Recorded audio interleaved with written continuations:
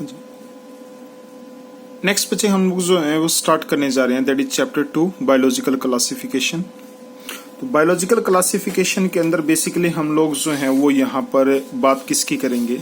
देखें भाई, हम लोग यदि थोड़ा सा इंट्रोडक्शन देखते हैं इस चैप्टर का, तो इंट्रोडक्शन के अंदर क्या रहेगा आपके पास में कि सबसे पहले जो है ना वो क्या हुआ था यहाँ पर कि एनिमल्स को जो है वो हम लोगों ने फर्स्ट एनसीईआरटी की बुक के अंदर जो है ना वो बात की थी कि हमारे अर्थ के ऊपर जो है ना वो 1.7 से लेकर के और 1.8 जो है ना वो मिलियन टाइप ऑफ स्पीसीज हैं।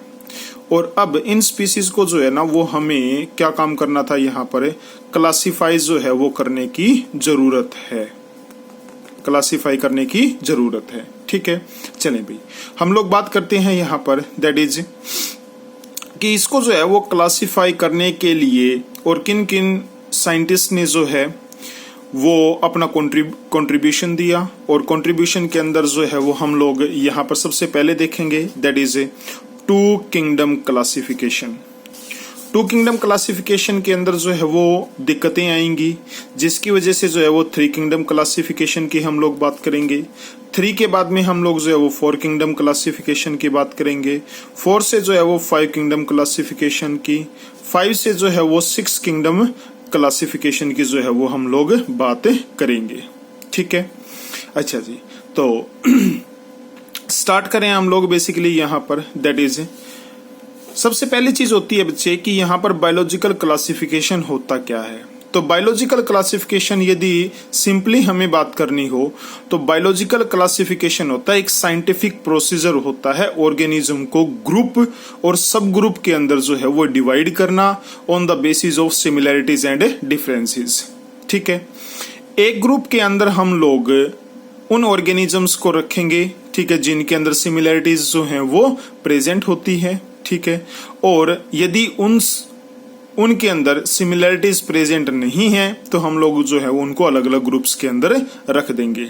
ठीक है, लिखा क्या है, that is the scientific procedure of arranging organisms into group and sub group on the basis of similarities and differences is called as biological classification.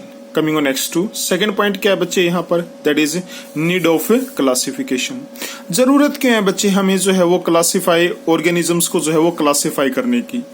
तो सबसे पहला पॉइंट जो है वो यहाँ पर, दैट इज देखें भाई, हम लोग है ना ये हमारे पास में इतनी तो स्पीसीज हैं। ठीक है, अच्छा जी, अब हर एक स्पीसीज को हम लोग बच्चे यहाँ पर क्या है स्टडी नहीं कर सकते।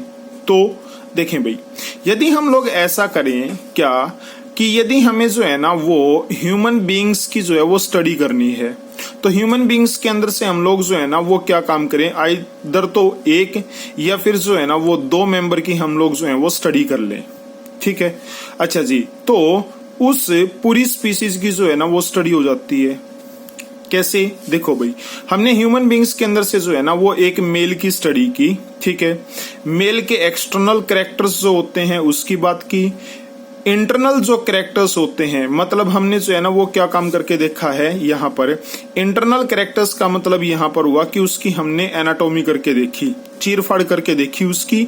ठीक है, और हमें बेसिकली जो है वो ये पता करना था ब्रेन कैसा होता है, होता कहाँ है। उसके बाद में जो है वो माउथ की स्टडी की, फिर उसके बाद में जो है वो हमने बात की यहाँ पर हार्ट की, लंग्स की, पेनक्रियाज की, लीवर की। ठीक है, स्मॉल इंटेस्टाइन, लार्ज इंटेस्टाइन। अच्छा जी, कौन सी जो बोन है वो कहाँ पर प्रेजेंट होती है। ठीक है, ऐसा करने से होगा क्या, ऐसा करने से बच्चे यहाँ पर होगा कि हमें जो है ना वो हर एक ह्यूमन बीइंग की जो है ना वो स्टडी करने की जरूरत नहीं है, क्योंकि सभी के अंदर जो स्ट्रक्चर होता है ना वो सेम होता है। तो आप जो है वो क्या काम करेंगे यहाँ पर कि क्लासिफिकेशन के दौरान जो है ना वो हम लोग यदि उस स्पीसीज का, जिस स्पीसीज की हम लोग जो है वो स्टडी करना चाहते हैं उसके 1 या 2 मेंबर को जो है ना वो आप स्टडी कर लीजिए, सारे स्पीसीज की जो है वो स्टडी हो जाएगी। ठीक है, सेकंड को जो है ना वो आपको क्लासिफाई जो है वो सेकंड मेंबर को जो है ना वो पढ़ना जरूरी क्यों है। ठीक है, हमने बोला भी 1 या 2 मेंबर को पढ़ेंगे हम लोग, तो सेकंड जो है ना यदि हमने यहाँ पर जो है ना वो मेल को स्टडी किया है तो हम लोग यहाँ पर जो है ना वो क्या काम करेंगे, फीमेल को स्टडी कर लेंगे। ठीक है, ताकि इसके कॉन्ट्राडिक्टरी जो है ना, ठीक है, वो क्या हो जाए, फीमेल की भी जो है वो स्टडी हो जाए। ठीक है, सेकंड पॉइंट क्या है बच्चे इसके अंदर, that is without classification system organisms are not identified. ठीक है, अच्छा जी, तो ऑर्गेनिजम्स जो हैं वो आइडेंटिफाई नहीं होंगे क्लासिफिकेशन के बगैर। थर्ड पॉइंट क्या है बच्चे यहाँ पर कि सभी ऑर्गेनिजम्स जो है ना वो एक लोकेलिटी के अंदर जो है वो प्रेजेंट नहीं होते हैं। ऑफ कोर्स देखें भाई, यदि हम लोग जो है ना वो बात करें, ये हमारे पास में जो है ना वो ग्लोब है, ठीक है, ये हमारे पास में जो है वो इक्वेटर है, और ये हमारे पास में जो है वो पोल प्रेजेंट है। ठीक है, यदि मैं पोल्स के ऊपर प्रेजेंट जो ऑर्गेनिजम्स होते हैं ना, ठीक है, उनका टोटल नंबर देखूं, ठीक है, और जो इक्वेटर के ऊपर प्रेजेंट हैं जो ऑर्गेनिजम्स, उनका जो है वो टोटल नंबर देखूं, तो क्या होता है यहाँ पर, पोल्स के ऊपर आपको जो है ना वो बहुत ही कम ऑर्गेनिज्म दिखाई देंगे, और इक्वेटर के ऊपर जो है वो बहुत सारे जो हैं वो ऑर्गेनिज्म दिखाई देते हैं। जिसकी वजह से होगा क्या यहाँ पर, देखें भाई, यदि क्लासिफिकेशन न हो तो बेसिकली जो है ना वो हमें ये पता ही नहीं लगेगा। फॉर एग्जाम्पल कोई भी ह्यूमन बीइंग है ना, हम मान करके चलते हैं कि पोल के ऊपर जो है ना वो प्रेजेंट है, ठीक है, यदि क्लासिफिकेशन नहीं होगा तो उसके लिए तो जो है वो सिर्फ और सिर्फ वो ये मान करके चलेगा कि पोल के ऊपर रहने वाले ही ऑर्गेनिज्म धरती के ऊपर एग्जिस्ट करते हैं, और कोई तो ऑर्गेनिज्म होता ही नहीं है, क्योंकि वो तो हमेशा से ही जो है ना, ठीक है, क्या पोल के ऊपर रहा है। ठीक है, अच्छा जी, और इक्वेटर वाले जो है ना वो ये सोचेंगे क्या कि हर जगह जो है ना वो क्या प्रेजेंट होंगे, यहाँ पर सभी जगह के ऊपर जो है जितने हमारे यहाँ पर इक्वेटर के ऊपर प्रेजेंट है ना ऑर्गेनिज्म, उतने ही ऑर्गेनिज्म जो है वो हर जगह प्रेजेंट होते हैं, लेकिन ऐसा पॉसिबल जो है वो नहीं है। तो क्लासिफिकेशन जो है ना वो जरूरी क्यों है, क्योंकि हर एक लोकेलिटी के अंदर जो है ना वो हर ऑर्गेनिज्म जो है वो प्रेजेंट नहीं होता है। ठीक है, तो जहां पर वो ऑर्गेनिज्म प्रेजेंट नहीं होता है वहां पर वहां के लोगों को उस ऑर्गेनिज्म के बारे में बताना, ठीक है, अच्छा जी, वो कैसे पता लगेगा, तो वो पता लगेगा क्लासिफिकेशन के through. Coming on next to, उसके बाद में यदि हम बात करते हैं नेक्स्ट पॉइंट की, that is fourth point, relationship between the organisms is known through क्या, क्लासिफिकेशन। ठीक है, तो ऑर्गेनिजम्स के बीच में जो है, जो यहाँ पर पहले ऑर्गेनिज्म हो चुके हैं, ठीक है, अच्छा जी, फॉर एग्जाम्पल यदि मैं बात करूं क्या, यदि मुझे जो है वो ह्यूमन बीइंग्स और एप्स के बीच में जो है ना यदि रिलेशनशिप निकालनी हो, ठीक है, तो देखें भाई, जब क्लासिफिकेशन हुई ना ऑर्गेनिजम्स की, तो हमने ये देखा क्या, एप्स के अंदर बेटा 48 जो है ना वो क्रोमोसोम प्रेजेंट होते हैं, और ह्यूमन बीइंग के अंदर जो है ना वो 46 क्रोमोसोम होते हैं। ठीक है, हम लोग क्या मानते हैं कि एप्स जो है ना वो हमारे एंसेस्टर रहे थे, ऑफ कोर्स रहे थे। क्या है कि जब कभी भी यहां से और दो कैरेक्टर्स जो है ना वो क्या हो गई, दो क्रोमोसोम जो है ना, ठीक है, वो यहां से जैसे ही डिलीट होते हैं, या बेसिकली हुआ क्या था यहाँ पर, दैट इज दो क्रोमोसोम का ट्रांसलोकेशन हुआ। ठीक है, ट्रांसलोकेशन का मतलब होता है कि दूसरी जगह के ऊपर जो है वो चले गई। ठीक है, तो हुआ क्या यहाँ पर, दैट इज दो क्रोमोसोम का ट्रांसलोकेशन होने की वजह से हमारे पास में क्या बन गई, ह्यूमन बीइंग्स जो है वो बन गई। ठीक है, तो जो रिलेशनशिप होती है ना ऑर्गेनिजम्स की, ठीक है, वो हम लोग जो है वो क्लासिफिकेशन के थ्रू ही जो है वो पता लगाते हैं। उसके बाद में फिफ्थ पॉइंट है बच्चे क्या, कि evolution is known through classification. ठीक है, अच्छा जी, तो क्लासिफिकेशन के थ्रू ही जो है ना वो एवोल्यूशन का हम लोग जो है वो पता लगा सकते हैं। जैसे हमने अभी बात की क्या, कि हमारे पूर्वज जो है वो एप्स रहे थे, ठीक है, इनके अंदर एवोल्यूशन हुआ, दो क्रोमोसोम ट्रांसलोकेट हुए, उसकी वजह से ह्यूमन बीइंग्स जो हैं वो बने, यानी कि एवोल्यूशन हुई है।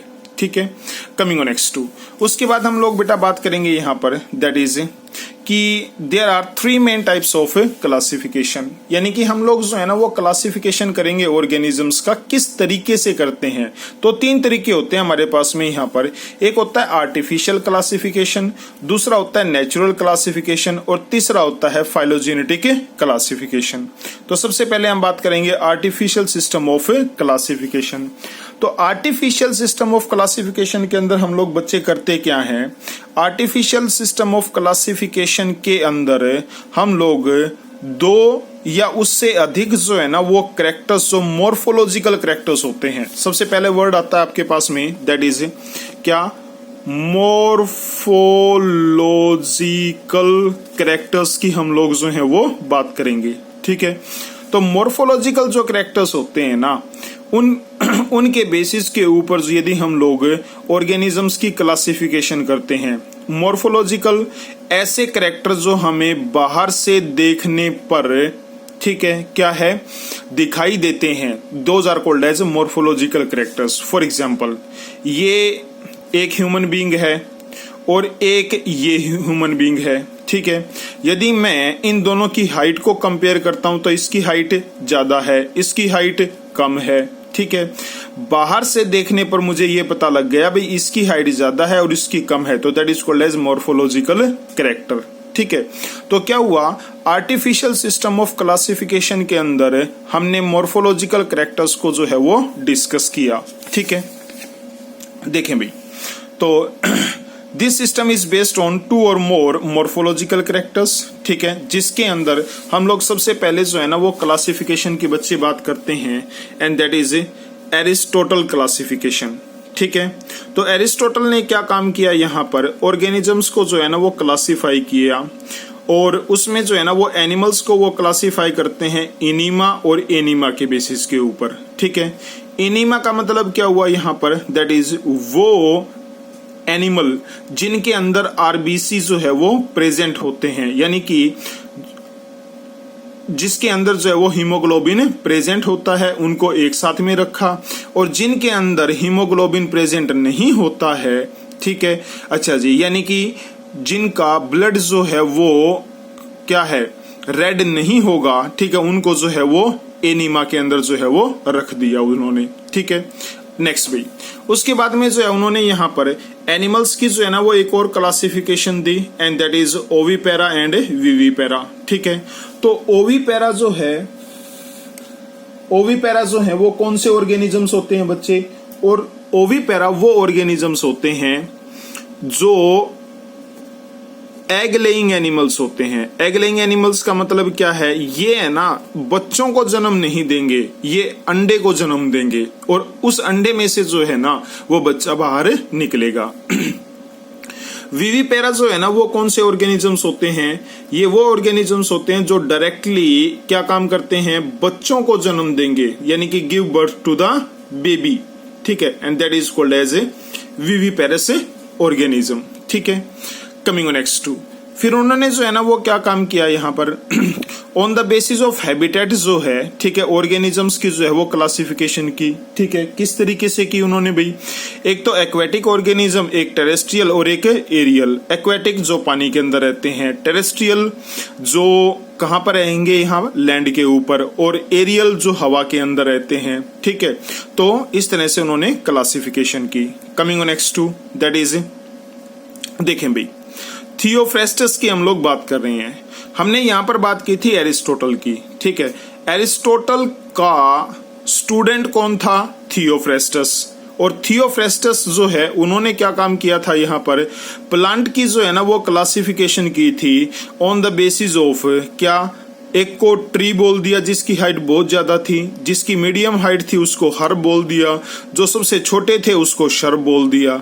हमारी एनसीईआरटी क्या बात बोलती है, हमारी एनसीईआरटी ये बात बोलती है कि एरिस्टोटल ने ऐसा किया था। ठीक है, तो हम लोग जो है ना वो मान करके चलेंगे क्या, कि ऐसा काम जो है वो एरिस्टोटल ने ही किया था। ठीक है, कमिंग ऑन नेक्स्ट टू, अब एरिस्टोटल ने जो है ना वो एक क्लासिफिकेशन और दी थी प्लांट की, और वो कौन क्या थी आपके पास में, एक तो एनुअल और एक बाइनियल और एक होते हैं पेरिनियल प्लांट। ठीक है, एनुअल प्लांट कौन से होते हैं बच्चे, एनुअल प्लांट वो प्लांट होते हैं जो 1 साल तक जो है ना वो जिंदा रहेंगे। ठीक है, उसके बाद में जो है ना, देखिए भाई, 1 साल के दौरान जो है ना वो क्या होता है इनके अंदर, 1 साल के अंदर जो है, ठीक है, 1 साल में से 6 महीने तो जो है ना वो इनके अंदर जो है वो वेजिटेटिव ग्रोथ रहेगी। मतलब क्या है, हमने सीड बोया, बोने के बाद में वो क्या होगा, जर्मिनेट करेगा, जर्मिनेट करने के बाद में जो है वो क्या होगा, यहाँ पर उसकी ग्रोथ होगी, वो अपने आप को सेक्सुअल रिप्रोडक्शन के लिए तैयार करेगा। ठीक है, यहां तक उसकी हुई वेजिटेटिव ग्रोथ। अगले 6 महीने के अंदर जो है ना वो क्या होता है, अगले 6 महीने के अंदर होगी दैट इज उसकी सेक्सुअल ग्रोथ। ठीक है, अच्छा जी, और यह सेक्सुअली जो है वो क्या काम करेगा, यहां पर रिप्रोड्यूस करेगा।